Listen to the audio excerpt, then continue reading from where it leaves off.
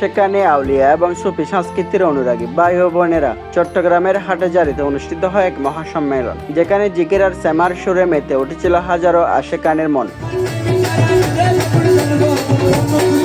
চট্টগ্রামের ঐতিহ্যবাহী হাটহাজারী পশ্চিম ফরহাদাবাদে অত্যন্ত ভাবগম্ভীর্যের সাথে সম্পন্ন হলো প্রখ্যাত ওলিয়া কামেল হযরত সৈয়দ মোশাররফ আলী শাহ রহমতুল্লাহ আলাইহির পবিত্র বার্ষিক উরুস শরীফ ও ইসালে সওয়াব মাহফিল। মাজার প্রাঙ্গণে আয়োজিত এই আধ্যাত্মিক মাহফিলের মূল আকর্ষণ ছিল জিকির ও সেমা। সেই নুরানি মজলিসের নিজের কণ্ঠের জাদুতে সুরের মৌসেনা ছড়িয়েছেন প্রখ্যাত শিল্পী মঈনুদ্দিন সাবিত কাওয়াল। তার এক একটি কাওয়ালি উপস্থিত সবার অন্তর ছুঁয়ে গেছে।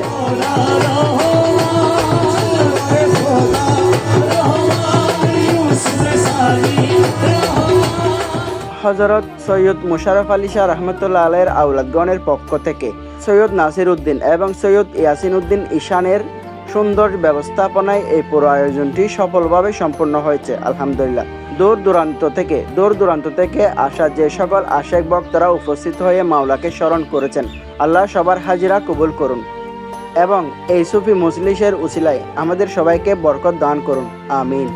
আজকের ভিডিও আপনি কোথায় থেকে দেখছেন অবশ্যই কমেন্ট করে জানাবেন। ইনশাআল্লাহ দেখা হবে পরবর্তী প্রতিবেদনে। ততক্ষণে ভালো থাকুন, সুস্থ থাকুন। আল্লাহ হাফেজ।